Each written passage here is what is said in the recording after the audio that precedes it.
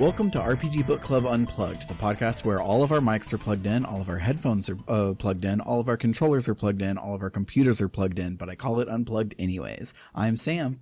I'm Bernard. And I'm Trish. And today, I had my birthday last week and didn't feel like playing any Lufia II, so instead we are talking about the Steam sale that's going on right now. Yeah, it'll also, that might be like, oh, that's the opposite of evergreen content, but it'll also be a fun excuse to talk about a bunch of games we like. Yeah. Yeah. But before we start that, I saw Wolves this week. Yes, did awesome. They do tricks? No, but it was like a religious experience almost. So we get there and she's asleep in the sun on top of the hill. Everyone agrees that's the spot where you should be chilling out, right? That's the best spot in the pen. And so we walk up and see that she's laying there and she looks over at us and jokingly, Cass, my partner, is like, oh, look, she's accepting you as one of her own because she was staring over at us. And we laugh and we have a good time. And then we start to walk away and she gets up and comes over like to the fence. And this place is a rescue, not a zoo. So it's like a chain link fence in between us, double decker so that I want to get my finger bit off, but very close. And she's like rubbing against the fence, like trying to get pets and whining, and specifically follows me up and down the thing as I'm walking by. It was awesome. I was chosen, and it was very, very, very cool. Wolves are real big. Like you see a husky and you're like, this is a big dog. This must be what wolves are like. And then you see wolves and they're like twice the size of a husky, and it's so cool. You know, I don't think I've ever seen a wolf in person, so I don't really have a real concept of how large they are. Yeah, my closest reference is that my parents have a dog that it has wolf ancestry, and it is enormous, and I'm sure even it is nowhere near as big as an actual real wolf. Mm-hmm. Yeah, it was wonderful. Any other fun birthday stuff happen, or did the wolf just overshadow everything? The fact that you know what your persona is now, I'm assuming. Yes. I thought like I'm not in no way am I a furry. I don't like does nothing for me, but I'm like, it would be really cool to have somebody draw me as a wolf though. Yeah. God, I love how it is that simple for you. Meanwhile, a furry of I can't even count how many years. It's like, yeah, I'd love Art of Me in a fursona. I have too many. I am a bitch who can't pick. That's my brand, and it remains true in this specific way too. How do you get a fursona? I don't know. It just happened. I have been struggling with a lot of insomnia lately. Like, it's bad. And the good things have come of it. I read an entire book yesterday. Within 24 hours, I just ate a book. And I've been, I'm now close to finishing the sequel. These are books I cannot talk about on podcast, but I like them. And the problem with that is I will get into the rhythm of like, oh, well, I have insomnia. I'm having trouble sleeping. Holy shit, that wolf is enormous. My God. I did not realize wolves are this big. Listener, Sam just posted some pictures of wolves next to humans in the host chat, and they're large. Princess Mononoke-ass wolves. Yeah, those weren't giant wolves, Princess Mononoke. Those were just regular wolves. I can definitely understand seeing this, looking at these creatures. I can definitely understand why wolves are like big in old religions and folklore and stuff. Oh yeah, I saw that. I would be like, that's metaphysically important. Mm-hmm. But yeah, so I was getting into this rhythm of being unable to sleep, and so I'm like, well, I might as well do something. I guess I'll go back to reading. But like, reading would keep my brain up, and so I would just, I'd be like, oh, I'll go to bed at like 3 a.m. and then I'm up until 10 a.m. because I just keep reading. So I've had that going on. I had some other stuff that I might talk about in the post show, but Yeah, I've been having kind of a rough time, but the rough time is sublimated by good literature. What about you, Bernard? What have you been up to? Um, What did you say? what have I? No, I think Sam Yeah, went Sam first went for first once. because he was excited about wolves, which Yes. is valid. What have I been up to? Honestly, not much. My work has still been weird, and it's like because my work is weird right now, it's hard to get into a rhythm of. It's hard for my life to find a rhythm right now. My work should become normal within a couple weeks, but right now it's kind of weird. Um, I did finally play the Astrobot DLC, or it's not really. Is it DLC if it's a free update? I guess it is content which is downloaded. Yeah, it's free DLC at the very least. Anyway, I played it. It's great. There are more VIP bots, and I love to see an Astrobot in a little costume of Croc or Tomba. Mm-hmm. Games I haven't played. And there were a couple of these levels in the main campaign, but the like Super Mario 64 ass Christmas level that you get everything in rules so hard. Yeah, it's just like a big playground with tons of stuff to collect. And I like that it tells you there's 15 things to collect. Mm-hmm. And it keeps track of how many you've collected. Mm-hmm. So it's just like, yeah, just go around, find all these things, have a good time. It's Christmas. It's very good. But you know what else is good? Saving money in the Steam sale. Maybe I'll play some like Half-Life music or something. I like Steam sales. I need to object immedially to us describing this as saving money. It is in no definition saving money. It is the opposite of saving money. It gets you to spend money. I mean, I waited until now to buy UFO 50, so I did save money. I also bought a lot of other things, so I gained it back. But if you zoom in on UFO 50, me being patient, I saved money on that. Okay.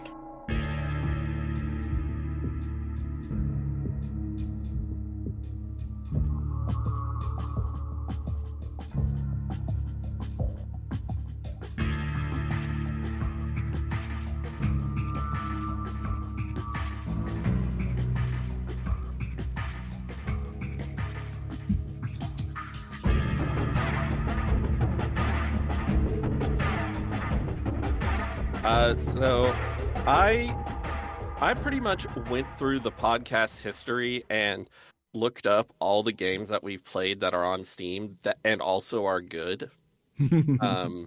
So like that's a good I don't qualifier. have the price for Septerracore on here. I didn't play Septerracore, that was before my time, but from what I've heard, maybe don't buy it. Yeah. If it's on sale, it's probably on sale for 99 cents. It's a 99-cent game. Like I would buy Septerracore. Let me see if it's on sale. Yeah, you can think around in it and see what it's like. But maybe looks like it is not on sale. It's on sale for half off instead of 90% off like it usually is. So it's $4. I don't know if I would spend $4 on it, but if you see it on a super sale for like $1 or $2, that's what I would spend for it. Oh, and I should say the sale ends Thursday at 10 a.m. Pacific time. I'm going to actually try and get this episode out early so that it can be relevant for longer. Yes. Because it would be hilarious if this came out after the Steam sale, so it would already not be evergreen content by the time it released. It's supposed to come out Wednesday. I think I can get it up Tuesday, like Tuesday evening. Yeah, should I just go through these games that we've played on the podcast? Yeah. Can I call out one game that we played on the podcast ahead of time because the creator posted it on Tumblr? Super Lesbian Animal RPG, one of my favorite games of all time. It's on a sale. Fucking play it. Buy this game. Yeah, it's around $9. My list, I listed all the prices rounded up to the nearest dollar, so you might get it for like 30 cents less than what I say, but it's like $9 right now. Yeah. And it is very much worth $9. Yeah, and if for some reason you don't get to listen to this one until afterwards, it's also worth $15 and you should buy it anyways. Absolutely. Yes, It's agreed. so good. And also Boots Quest DX is $6. That game is so good. Very, very good. We played it on a special episode and it's so good. Persona 3 Reload is $35 and that's a good price for a pretty new game, which is huge and fantastic. So much shit. And also 4 Golden is $12 and 5 Royal is $23. Also great deals. So it's like for the price of a new PS5 game, you could get 3 gigantic Persona games. Yeah. That'll keep you busy for a while. I really need to get back to 4. I mean, I don't know if need is the word. Okay, need is not the word. I hate the fact that I'm in progress on multiple very long games. And I feel the need to fix 4, this. I like a lot about 4, but I like to make fun of it. It deserves it. Understandable. I got to the camping part. Yeah. What else is on sale that we've played on the podcast? The Phoenix Wright Ace Attorney trilogy is $10 for 3 massive adventure visual novel games. That's incredible. I'm really sad that my very favorite version of the series is never going to be like really possible to get again. Which will with the first 3 games is still I think the WiiWare release is my favorite version by a long shot. I don't like what they did to the sprites in the HD remix, whatever you want to call it, the HD release.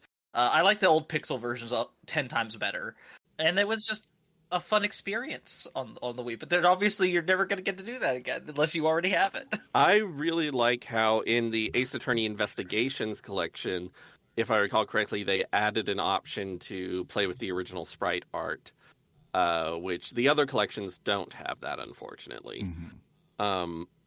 But all the other Ace Attorney collections are on sale too. But if you've never played an Ace Attorney and you like reading, you should definitely get Phoenix Wright Ace Attorney trilogy for $10. It's amazing. Yeah, and it's one of my favorite series. And if you hate cops, you should probably play Phoenix Wright Ace Attorney.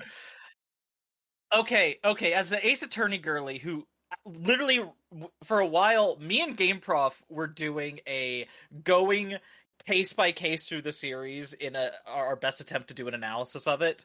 I just thought way too much about Ace Attorney. Talking about the propaganda and anti-propaganda within Ace Attorney on both sides of it is literally something you could do like a 4-hour video essay on. So I'm not going to start on it. But you've awoken a beast inside of me, Sam. I hope you're fucking happy. So I worry if I speak its name, like the power's going to go out or something. But Bookclub no Kiseki covers the Legend of Heroes Trails series, sort of in theory, and a lot of them are on sale, but mainly I just noted that the Legend of Heroes Trails in the Sky, the first one is $10. I say that is a great thing to get and play and see if you're into this kind of game, and if you are, then the second game is just leaps and bounds better, and they just get better and better, and it's incredible, and it's just ridiculous. Yeah.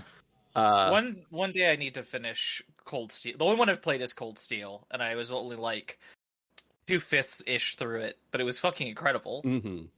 The only caveat is that there is a remake of Trails in the Sky 1 coming out. Probably, maybe, I can't remember if they said it's this year or not. But coming out at some point. I think it's coming out this spring. Oh, wow.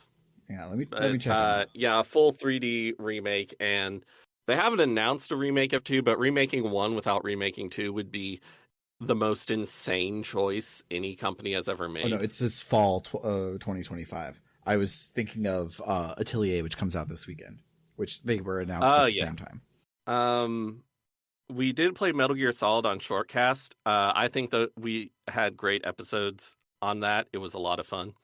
And so the Metal Gear Solid Master Collection Volume 1 is $42. That just kind of a lot, but also you get like 4 of the best games of all time if you count Metal Gear 2 as well. Mm-hmm. My understanding is that the quality of the collection isn't the best, but there are mods on PC that make it a lot better. Crow Country is $14.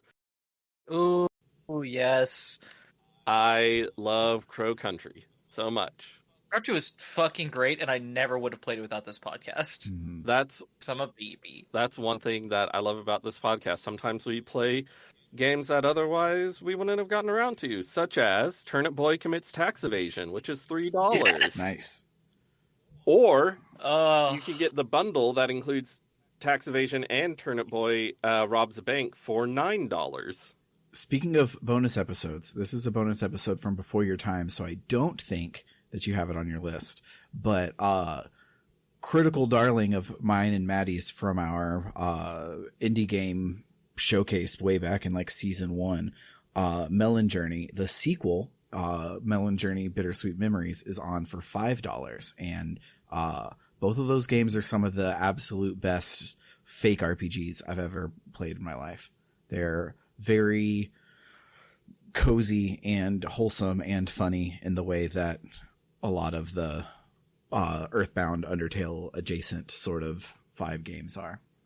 Yeah, no, you brought up Melon Journey to me ages ago on the podcast. It's been sitting in my bookmarks as a game I should try for a long time now, and I'm gonna do it someday. Someday. Final Fantasy VII is $5. It's Final Fantasy VII. I should play that someday. It's so good. I know. Hot take, Final Fantasy VII is good. Oh my god, I can't believe someone said it! They're saying what we're all thinking. Here's a hot take. Final Fantasy 13 is good. Hell yeah. The whole GameProf is also strongly of that opinion. And as his friend for Check's Watch, 12-ish years, I've heard him rant about it a number of times, and I go, Yeah, it rules. You bet, it man. Rules. So the whole trilogy is on sale. If you, for some reason, have an Xbox One X or an Xbox Series X, you should play them on there, because that is the way they look. They just look absolutely incredible. Yeah. On there, they're like remastered, basically, even though it's the old games. Yeah. They didn't re-release them. It's just the old games, but they're remastered, basically, and it's incredible. But the PC version is probably also good, and they're $7, $8, and $8 respectively as you go through them. Yeah. And I think I said this a couple weeks ago, but Final Fantasy 13 2 is one of my absolute favorite experiences in a JRPG. You can't play it by itself. You kind of have to play the entire trilogy. Not only is it heavily reliant on the first one, it ends on a cliffhanger that's only resolved in the third one. So I think the first game stands on its own, but you can't play the second without the third. That's for sure. Yeah. Just a second. So you can get the Danganronpa trilogy for $35. And that is, again, absolutely incredible storytelling. Agreed. The first Danganronpa game is like really good, kind of shaky in some aspects. The second Danganronpa game, it's like, holy shit, how did they pull this off again and better? And I've always said the third Danganronpa game, it sort of just feels like they're showing off how good they are at this. Yeah. Agreed. It is the best of the series. It is one of my favorite video games I've ever played. Yeah. I need to get back to it. Its prologue is so much longer than the others I've played for so long, and nobody's dead yet. Here's the It's a thing. long prologue, but it's good. For that reason, I always think of it. Danganronpa V3 is in so many respects, it is the Apollo Justice of the Danganronpa series, in that it's the best game in the series, but a lot of people are heavily of the opposite opinion, and they're wrong. I will say, Danganronpa, it's dark and violent. It's about murder, of course it is, but it's pretty dark and violent. And I also want to recommend Danganronpa Another Episode for $5, which is a spinoff. It's incredible, but for that one, I will say trigger warning everything. Yes, agreed. If there is anything that's a big problem for you, if it's in a piece of media you don't want to deal with it, maybe skip Danganronpa another episode. Just to be safe. That game is rough, but it's really good if you want to try it. And the only one left is Ys 1 and 2 Chronicles Plus is $5 and incredible. Yeah, that's an incredible deal. Yeah. Like I think I picked it up back in the day when it was on sale for $10, and I thought I was getting away with murder with how good of a deal that was, and now 1 and 2 Chronicles Plus, you say? Yes. And I'm biased because it's my favorite sound chip in the world, but I recommend using the OPNA soundtrack when they offer you at the beginning, because that's the one from the PC-98, and I freaking love that sound chip. That's why it probably is starting this episode, and it has been starting a lot of episodes for the past several years. Okay. I have just bought it. Nice. A lot of Ys games are on sale. The only ones I've actually played, so I can only technically vouch for, are Ys 1 and 2, and also Ys Origin is on sale for $5, and Ys Origin is incredible. Mm-hmm. But yeah, I think that's all the games that have been covered on the podcast. There were like a few very early episodes where y'all covered like 3 at a time or something, and I didn't check those. You didn't bring it up, but more than likely Undertale is on. Undertale's on for a single $1. Go fucking buy one Undertale, dude. I mean, you already have Undertale. You, the listener, you already have Undertale. We don't have to tell you to buy Undertale. But if you don't, buy that for $1. You know, on the note of games that are on sale right now for a ridiculously low price, and you probably already own, but I'm going to tell you to get anyway. If you've never played Fallout New Vegas, you should, and it's really cheap right now. It's currently, is it $5 right now? It's $5 right now. I love Fallout New Vegas. Listen, it's my job as the current trans girl of the podcast. I have to talk about how much I love and adore it, and how I can play it a million times, and it always captivates me. But like, yeah, you know, it's great. So it is on sale for $5. The version with where you can get all the DLC, even the racist one, is $8. God, the fucking racist one. I played it and I was like, wow. Yeah, right? Goodness gracious. Other DLC is fun. Yeah. Unfortunately, that's the only one I've played to finishing it, because it's the easiest of them. Mm-hmm. Other things that are on sale that I've played. Stellaris is a game that not grew up. There was a point in like my teenage years when I found Civilization, and I've always been partial to those sort of games, and I love sci-fi. And if you like sci-fi, if you love Star Trek, Stellaris, and you are interested in any kind of like management sim sort of, like, it is technically in the 4X like Civ thing, but I feel like it is customizable to an extent that you can take out the parts you don't want, basically. And it's $10 right now. It's great. It's delightful. You get to do space shit. You get to go survey new galaxies that get generated, and you can find weird anomalies and research them, and that's my favorite part. I was never clear. It sounds like it's 4X, but I was never clear on if it was like technically in the 4X subgenre or the grand strategy subgenre. Oh, it's much more 4X and grand okay, good, because grand strategy scares the hell out of me. Yeah. It's not turn-based, which is how I prefer these kind of games, but it is. You can pause at any point and control the speed, which I think is basically the same thing. Speaking of space, Star Control 2, because of legal reasons, had to change its name to Free Stars, the Urquan Masters, and it is free on the Steam sale right now. Ooh. So, Free Stars, the Urquan Masters. Yeah. But as you... Oh, this is an old game. Yeah, it's Star Control 2. It's like the thing that made BioWare want to make Mass Effect. And it is legendary. Nadia from Axe of the Blood God brings it up basically every episode. So, yeah, I bet it's good. I haven't played it myself, but you can't beat free. especially when it's such a award-winning, hyper cult classic game like this. So speaking of none of those things, do you like retro boomer shooters? Yeah. Not really. Yes, I do. I like them a lot. So, Bernard, you probably already know this because I was there with you when you added it to your to your wish list. But Chasm the Rift is on sale. Yeah, I've been thinking of buying it. It looks so good. Yeah, it's $10 right now, and I grabbed it. I also grabbed Witch Haven 1 and 2, which are in the Blood engine, or the Build engine, which is the same engine that Blood uses. It is dope as hell looking. Have not played it, but I have been gathering old school boomer shooters for I only have like 15 minutes before bed, and I want to play a game, and I don't want to get too involved. I just want to click and kill some demons, and boomer shooters are great for that.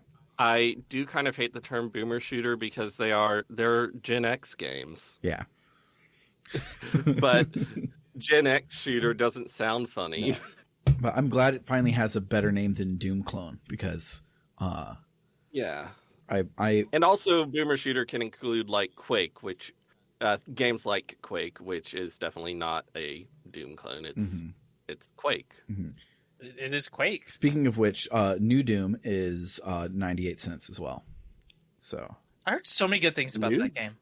New Doom is 98 cents? Wow. Oh, $1.99. Sorry, I misremembered. I remembered it was stupid. It's twice as much as you just said. Yes, but it's also only $1 more than I just said. But also, yeah, but I like getting performatively angry about it. Also, the original Doom and Doom 2, it's a newly re-released package of them that's like optimized for modern systems and stuff. You can get that for $3.99. I haven't played Doom 2 yet. I have played Doom 1, and I could talk uninterrupted for like an hour about how great that game is, probably. Amazing. It's so good. Speaking of games I could talk about for an hour uninterrupted about how great it is, Valhalla Cybernetic Bartender Action is currently on sale for $10.04. And it is maybe one of my favorite visual... I was going to say maybe my favorite visual novel ever. I don't know if I could say that, but it's one of my favorite visual novels ever.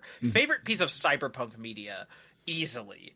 And to go along with it, it was added to Portmaster last week. So if you have one of them retro handhelds, you can play Valhalla anywhere you want, which is wonderful. Yeah. It does so many things right, and I think it does one thing in particular that I love in a visual novel better than any other visual novel I can really think of, which is the protagonist has such a strong character to her, to the point where there is a lot about who she is and what she has been through that gets slowly revealed through the game. And I adore that so much more than games that are much more like blank slatey, just, self-inserty protagonists in a visual novel. Like, no, give me someone who is as dynamic as everyone else here. Mm-hmm. I love visual novels that have a strong main character who is a distinct character, like Possum Boy. Mm-hmm. Yeah, like Possum Boy. I love Possum Boy. Possum Boy is not on the Steam sale because it has not been released. Mm-hmm. One day. I don't know how strong of a protagonist he is, but I know you have a named protagonist. Clannad is almost never on sale, and it's on a deep discount of 60% off right now. Oh, wow. Clannad is... My understanding is that's usually a game that you spend like $60 on. Yeah, it came out in 2001, is almost never on sale, and it's usually around $60, and everyone says that it's worth it. Yeah, I've heard that it's easily, I think, the most respected of that studio's games. Mm-hmm. As someone who knows it more by the anime than the original VN, I would say on the sliding scale of how much character a protagonist has, he's definitely in like the middle, but has more personality than a lot. Mm-hmm. I've seen much worse. Mm-hmm. And since we're on the visual novel kick, a couple quick and easy ones to recommend. To the Moon, Finding Paradise, and the other one, Bird something. I don't have it in front of me. Those are all on sale right now. Not visual novels, definitely adventure games. Those are different things. They're visual novel adjacent. If you like visual novels, you will like them. Yeah, that's fair. I have a super like obscure one that I don't think either of you will bring up, and so I definitely want to give it some airtime. Of Milk Outside a Bag of Milk, Outside a Bag of Milk is a horror thriller visual novel. It's fantastic. I've been following it basically since it came out in 2021, and it is on sale for 98 cents, and that's a steal. And it's I know that game from seeing it on the Nintendo eShop and being like, huh. But, Okay, that's all I know it from. I'm just gonna grab this real quick. yeah, This looks entirely within my jam. absolutely. I was gonna say it. I think pairs very well with Milk Outside a Bag, or whatever. Fucking huge title. We Know the Devil. I've talked about this on the podcast before, but very short visual novel. You can play through the whole thing, every route, get every ending within, I would say, an hour and a half to 2 hours at most. And it's $1.33 right now. It is horror, psychological. I've tried to put the words together to really describe it, except it is unsettling. It is unsettling and deeply personal. And if you are in any way queer or have been through any sort of religious trauma, it's probably going to hit you. It's great. I love it. So lately, because Jinx is really into it, I've been getting some CRPG homework, and a lot of that homework is on the Steam sale right now. Their personal favorite is For the King, which is a CRPG for people who like JRPGs, and it's really cool. That one's on for $4. There is also the Divinity Original Sin games are on for cheap. I don't know the price offhand, but a smaller one that I want to call out is Solasta. Crown of the Magister, Solasta 1 is on for $9, and it has some of the best UI in a CRPG I've ever seen, and it rules. It is adaptive to know what you can do, and it spreads out like fucking Windows 8 tiles across the bottom, all of the things that you can do, and it's very reactive and very cool. And they pride themselves on taking the rules of D&D 5e very seriously, as if it were a good game, and follow all of the rules so that you can be legit playing D&D. So if you liked that part of Baldur's Gate 3 but wish they stuck closer to the rules, and you also like a good user experience, you should check out Solasta. You just brought up two different games that have royalty related title, and so I have to throw in my last one. This is my last one I've played. I have other recommendations, but there was I haven't played yet. Mm-hmm. But my last one that I have played is Long Live the Queen, is currently $3.99, and God, this game is a weird delight. Of the raising sim genre, I guess is what people generally call it. You help try to raise this princess as she is now forced to realize that she is going to be taking the throne within a certain amount of time.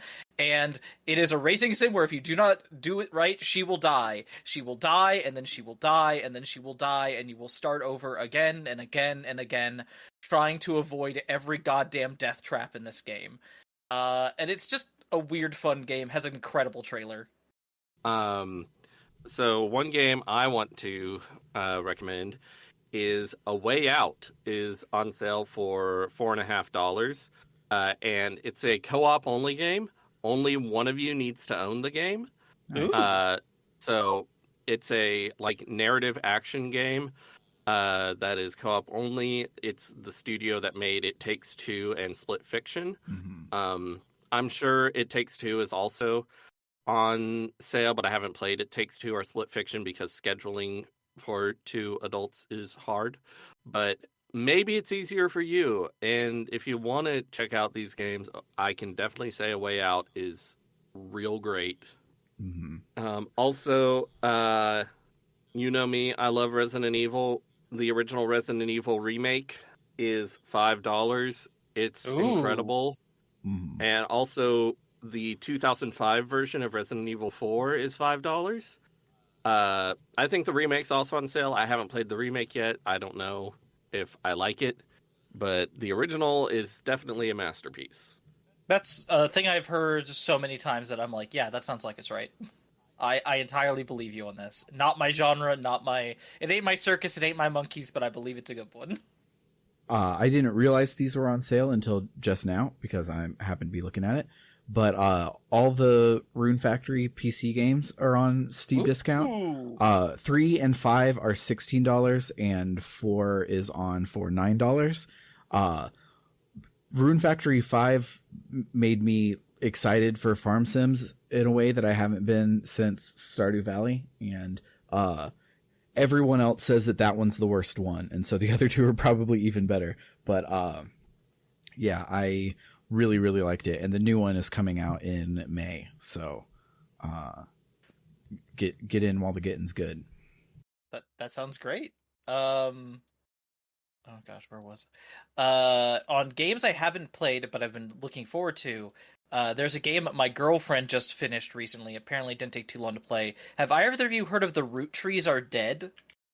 I have heard of that. I don't really know anything about it. It is a mystery game in which you play a genealogical investigator who has to put together the family tree of this one family based off the clues you are given. It seems like a real, like, heavy deduction puzzly sort of mystery game. It sounds entirely up my alley. It looks delightful, and my girlfriend fucking loves it. So I'm gonna say it's probably really good. And it's currently on sale for $14.99. Nice. The Etrian Odyssey Origins collection is 60% off for $32 to get 3 games that have also broken my brain and made me into a dungeon crawler freak. That does seem like what that series do. Yeah. Basically every person I know that has played it has been like, oh yeah, dungeons, just give them to me.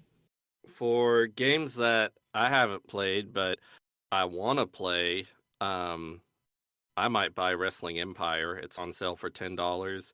It's a really surreal management sim. I know about it because Pat Gill of Polygon did a video about it, and talking about both it and how it relates to the realities of wrestling and all the shit that wrestlers go through. And really good video. Search Polygon Wrestling Empire.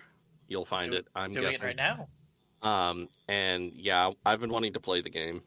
It looks real weird. In games that me and Trish have played on live streams 2 years in a row, the Sentinels of the Multiverse Omnibus Edition to get everything is on for $20 right now, that is a great deal. That is a fantastic deal. I need to tell people I know about this so they can get it, because I need everyone in my polycule to have this fucking game. There are a lot of video games, man. There are. I have one last one that I briefly mentioned before podcast, that is one I haven't played yet that would really like to, and I bought because it's on the sale right now. It's half off.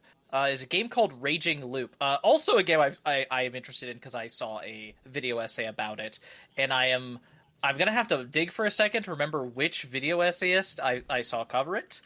It is a visual novel horror-y sort of mystery game in which, from what I understand, the main mechanic is that the protagonist, as you are going through routes and stuff, it is literally your protagonist is moving through time mentally and is able to go back and do different decisions and incorporate knowledge gained in one route in other routes. And as you do it, there is a feature where you can see the decision tree of the game, and it fills out as you get to understand it better. And I think that sounds awesome. It also, from what I can look and see, it has a somewhere between a Higurashi and a Danganronpa vibe, if that makes any sense. So it's scary. Yes. Man, I need to read the rest of Higurashi and then read Umineko. Yeah. Red Bard is the YouTuber I was thinking of. But yeah, go ahead. I've only read the first chapter of Higurashi, which I think stands on its own. Yeah. Oh, definitely. That's probably why I didn't immediately read the others, because I read the first one, it stood on its own, and I was exhausted after reading it. Yeah, no. Wow. It takes a lot out of you to read that. It's fantastic, and I feel like I should read those because I'm so excited about Silent Hill F, which being written by the same person. And you love Knives Out and Umineko specifically. I think Umineko should be played. I don't know. You could play them in either order, but Umineko does to mystery stories what I feel Knives Out did. And not like they replace each other, but I feel like they're in conversation with each other, and it rules. And I want more people to commit to reading 900 hours of a visual novel. I mean, I need to play through them too. I have experience with Higurashi, but through the older anime adaptation, and even that has stuck with me for 14-ish years. I'm gonna say something like that. It is deeply affecting. Yeah. Man, I don't want to say what it is because it might be spoilers, but the visual novel version does some interesting things with just structurally and I know what you mean. Things with the form. Yes. I wonder if we are thinking of the same thing. We might not be. But we can't talk about it because spoilers. But yeah, it's cool. Yeah, it's very, very cool. I think we have successfully at this point probably emptied out the wallets of many of the people listening. It's very true. What's the matter? Is that all you've got? So that will do it for the week. If you like what you heard today, wrong podcast. We don't do this very often. But you can head on over to www.rpgbook.club, where you can donate to help support us. And if you do, you'll get some benefits. At $1 a month, the Gadabout tier gets access to our bonus feed, where we have after shows for every episode, as well as bonus seasons of the show that are backer only. And at $5 a month, the Warrior tier gets the above, but I also read their names at the end of every episode, a little like this. Shoutouts to Frosthair, Dragonslayer19, Kildranas, Freddy Rodriguez, Run524, and JFro Prime. And then at $20 a month, the Luminary tier gets all of the above, plus a one-sentence shout-out to whatever it is they're passionate about. Shoutouts to El Tantivy, who wants you to check out Aftermath.site, a worker-owned, reader-supported news site covering video games, the internet, and the cultures that surround them. Shoutouts to Vimk, who says, 2 braziers stood on either side of the door and perpetually burned fatty, crappy smoke. And then shoutouts to It's Clear Time, who says, for you TTRPG nerds, check out Fabula Ultima. I'm not affiliated with the game, I just think it's neat. For RPG Book Club, I've been Sam. I'm Bernard. And I'm Trish. Toodaloo, folks. Bye-bye.